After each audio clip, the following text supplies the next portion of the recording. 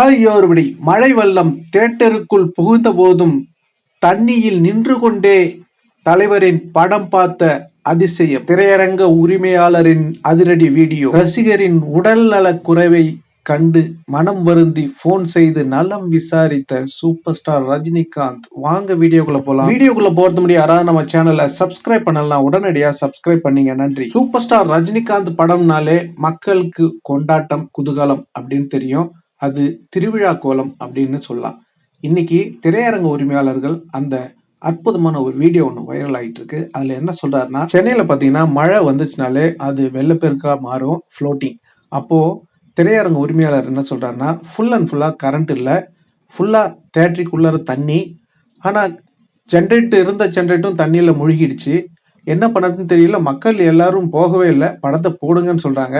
வேற வழி இல்லாம எப்படியோ நாங்க வேற ஒரு ஜென்ரேட்டரை வாடகைக்கு வாங்கிட்டு மாட்டு வண்டியில வச்சு எடுத்துட்டு வந்து அந்த ஜென்ரேட்டர் மேல வச்சு தண்ணிக்கு மேல வச்சு அதை எப்படியோ படம் ஓட்டுறாங்க. ஆனா அந்த ரசிகர்கள் மக்கள் பாத்தீங்கன்னா அதை அப்படி கொண்டாடுறாங்களாம். தண்ணி தியேட்டர் ஃபுல்லா தண்ணி, அந்த சேர் மேல ஏறி நின்றுகிட்டு படத்தை பார்த்துருக்காங்க. பாருங்க, 3.5 மணி நேரம் சேர் மேல நின்றுகிட்டே படத்தை பார்த்துருக்காங்க. இது எந்த ஒரு நடிகருக்கும் சாத்தியம் இல்லை, சூப்பர் ஸ்டார் ரஜினிகாந்துக்கு மட்டும்தான் சாத்தியம் அப்படின்னு நம்ம தியேட்டர் உரிமையாளரே பதிவு பண்ணியிருக்காங்க. அந்த வீடியோ வைரல் ஆயிட்டு இருக்கு. அதை ஃபர்ஸ்ட் பாருங்க. தியேட்டருக்குள்ளேயும் தண்ணி, தியேட்டருக்குள்ள தண்ணி, ஆடியன்ஸ் வந்து காலை தூக்கி சீட் மேல வச்சுக்கிட்டு ஹவுஸ்ஃபுல் ஷோ. அதுலயும் அவர் மென்ஷனும் பண்றாரு ஹவுஸ்ஃபுல் ஷோ அப்படின்றத. தலைவர் படம்னாலே அது மழையிலையும் பாருங்க, அதாவது புயலே அடிச்சாலும் தலைவர் படத்தை கொண்டாடுறதுக்கு மக்கள் ரெடியா இருக்காங்க அப்படின்றது இது ஒரு உதாரணம். இது எந்த படம் அப்படின்னு பாத்தீங்கன்னாக்கா படிக்காதவன் படத்துக்கு இப்படி ஒரு அதிசயம் அற்புதம் நடந்திருக்கு.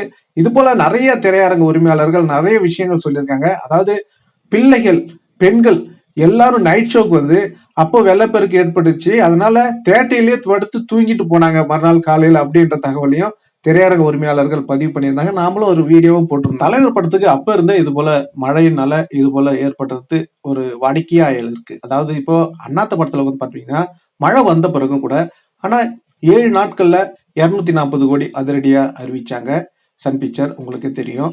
ஆனாலும் அந்த படம் மழை வந்தும் ஓடி பெரும் வெற்றி படமா ஆயிடுச்சு. ஆனா நம்ம திருப்பூர் சுப்பிரமணியம் சொல்லக்குள்ள அண்ணாத்த படமும் பேட்ட படமும் ஒரே வசூல் தான். ஆனா பேட்ட படத்தை வெற்றின்னு சொல்றாங்க, அண்ணாத்த படத்தை ஏன் தோல்வின்னு சொல்றாங்க அப்படின்றது அவரு சொல்லியிருந்தாரு.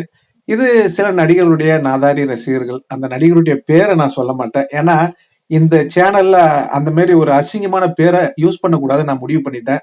தப்பா எடுத்துக்காதீங்க. அந்த நடிகர் அவ்வளவுதான் நீங்க புரிஞ்சுக்கணும். ஏன்னா நம்ம தலைவரை பத்தி நல்ல விதமா பேசிக்கிட்டு இருக்கோம். தேவையில்லாம சில நாதாரி நடிகர்களுடைய நாதாரி ரசிகர்களை பத்தி நம்ம பேசக்கூடாது, அவ்வளவுதான். ஓகேங்களா? அப்படின்ற முடிவு பண்ணிட்டேன். ஏன்னா இப்போ நாம இதுல பேசிட்டு தலைவர் கிட்ட வந்து அவங்க திருப்பி மன்னிப்பு கேட்கல, நமக்கு ஒரு மனசுக்கு ஒரு மாதிரியா இருக்கு. அதனால எல்லாரும் மேக்சிமம் எல்லாரும் வந்து மன்னிப்பு கேட்டாச்சு, தலைவரும் மன்னிக்க தான் செய்யறாரு. அதனால நாம இனிமேல் அது போல யாரையும் பேச வேண்டாம். ஆனா இந்த மாதிரி ஒரு நடிகர் சொன்னாரு அப்படின்றத மட்டும் நம்ம சொல்லிப்போம், பேரை குறிப்பிட வேண்டாம். ஏன்னா பேரை சொல்றது கூட அசிங்கமா இருக்கு நம்ம சேனல்ல. தலைவர் புனிதமானவர், ஒரு புனிதமற்ற ஒரு நபருடைய பேரை நம்ம சேனல்ல உச்சரிக்க வேண்டாம். இப்போ கூட பாத்தீங்கன்னா தலைவருடைய வேட்டையன் படத்தை அவங்க ஃபெயிலர் ஆக்குவான்னு சொன்னாங்க, ஆனா ஒண்ணுமே புடுங்க முடியல, அதான் உண்மை. தலைவருடைய வேட்டையன் படம் மாபெரும் வெற்றி, 400-500 கோடிக்கு மேல வசூல் பண்ணிச்சு. மழை வந்ததுனால படம் ஓடல அப்படின்ற போல சொல்ல வந்தாங்க. ஆனா என்ன சொல்ல வந்தாங்களோ அது மக்கள் செருப்படியா கொடுத்தாச்சு.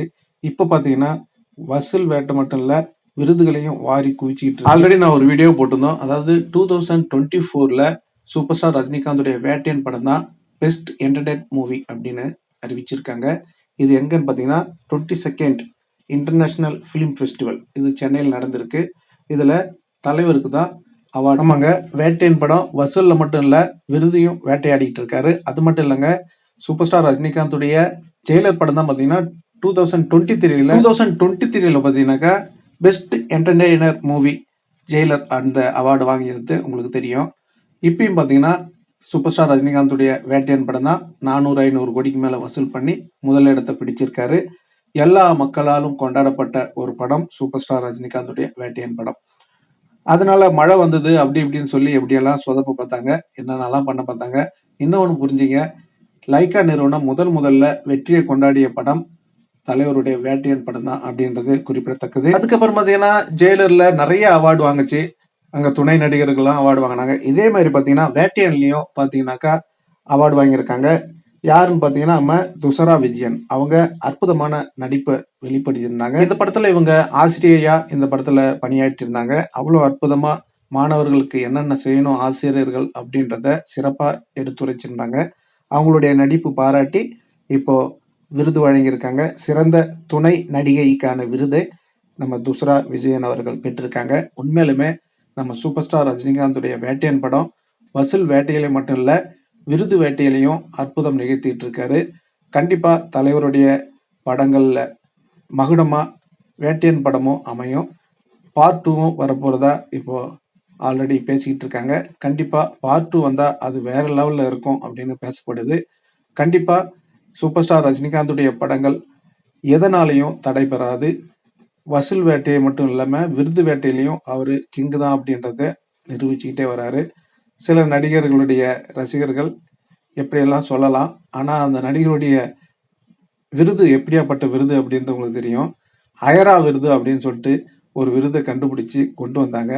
அது என்னடா அயரா விருது போய் பார்க்கறதுக்குள்ள அப்படி ஒரு விருதே கிடையாது அப்படின்னு அங்க கூகுளே காரி துப்பிடுச்சு. அப்படியெல்லாம் சீட்டிங். இப்போ இதுக்கு என்ன பண்ணுவாங்க? ஆனா வசூல்ல தான் இவங்க வடை சுட முடியும். ஆனா இந்த விருதெல்லாம் வடை சுட முடியாது. தன் ரசிகர்களை சுயநலத்துக்காக கொன்று குவித்த நடிகர்கள் மத்தியில சூப்பர் ஸ்டார் ரஜினிகாந்த் அவர்கள் தன்னுடைய ரசிகர் பாதிக்கப்பட்டார், உடல்நலக் குறைவு என்பதும் உடனே நலம் விசாரித்து தன்னுடைய ஆறுதலை குறிப்பிட்டிருக்காரு. கண்டிப்பா அவருக்கு உதவிகளையும் வாரி வழங்கியிருப்பார். கும்பகோணம் தனியார் மருத்துவமனையில தான் இவர் சிகிச்சை பெற்று வந்திருக்காரு. இப்போ உடல் நலம் தேறி இருப்பதாக தகவல் வந்திருக்கு. தலைவர் ஆறுதல் கூறியதை அடுத்து இப்பொழுது உடல் நலம் தேறியதாக செய்தி நிறுவனங்கள் அறிவிக்கப்பட்டு இப்போ தலைவரின் சொந்தங்கள் அவருக்கு ஆண்டவனிடம் பிரார்த்தனை செய்து வருகிறார்கள். தலைவரின் வாய்மையை வெல்லும் சேனல் சார்பாக நாமளும் ஆண்டவனிடம் வேண்டிக் கொள்வோம். மிக விரைவில் குணமடைந்து வீடு திரும்ப வேண்டும் என்று சத்யநாராயணனுக்காக எல்லாரும் வேண்டிக் கொள்வோம். சத்யநாராயணன் அவர்களுக்காக நீங்களும் வேண்டிக் கொள்ள வேண்டும், இல்ல ஆறுதல் கூற வேண்டும் அப்படின்னா கண்டிப்பா கமெண்ட்ல சொல்லுங்க. ஏன்னா இது தலைவர் ரசிகர்களுக்கான சேனல். ரசிகர்கள் கண்டிப்பா பார்ப்பாங்க. அவரும் பார்க்கறதுக்கு வாய்ப்புகள் இருக்கு. ஓகே நண்பர்களே, நீங்க சொல்லுங்க, சூப்பர் ஸ்டார் ரஜினிகாந்துடைய திரைப்படத்தை மக்கள் எப்படியெல்லாம் கொண்டாடுறாங்க? அது புயலா இருந்தாலும் சரி நாங்க வந்து கொண்டாடுவோம் அப்படின்னு தெரிவிக்க விட்டுருக்காரு திரையரங்க உரிமையாளர். இந்த தகவல் உங்களுக்கு பிடிச்சிருந்தா லைக் பண்ணுங்க, ஷேர் பண்ணுங்க, கமெண்ட் பண்ணுங்க, முக்கியமா சப்ஸ்கிரைப் பண்ணுங்க. நன்றி, வணக்கம், ஜெய் ஹிந்த்.